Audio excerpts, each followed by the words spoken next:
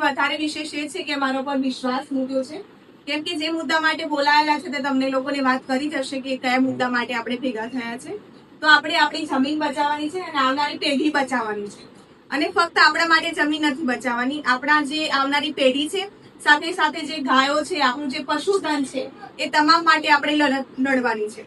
હવે બીજું કે જ્યારે વર્ષોથી આ મેટર અમે જ્યારે પેપર્સ જોયા, પછી આ પહેલા બી અમે જ્યારે વિઝિટ માટે આવેલા ત્યારે અમને એવી ખબર પડી કે તમે લોકો થોડુંક ક્યાંક ને ક્યાંક લડત આપી રહ્યા છો, પણ એ લડત એવા પ્રકારની છે કે જેની કોઈ દિશા નથી. કે તમે જ્યારે ત્યાં આવેલા એ લોકો બુલડોઝર લઈને, તો પછી બહેનો બધા અંદર એવી વાતચીત થઈ કે આપણી જમીન જઈ રહી છે. તમારામાં એક ચેતના છે, એક સંવેદના છે કે આપણી જમીન છે, પરંતુ આપણી જમીનને બચાવવા માટે એમને એકલા નથી મૂકવાના, બરાબર? કેમ કે હું સરપંચ તરીકે કામ કરું છું, મને પણ ખ્યાલ છે. ત્યાં આવતા વખતે દર્શન કરી રહ્યા હતા, તો ત્યાં કોણ છે? પ્રકૃતિ છે. અને એક કદાચ સુધી આવનાર દિવસોમાં એ પ્રકૃતિને આ લોકો ખાઈ નાખશે તો પછી કોણ રહેશે? કોણ રહેશે? રેવા લાયક રહેશે આપણું ગામ?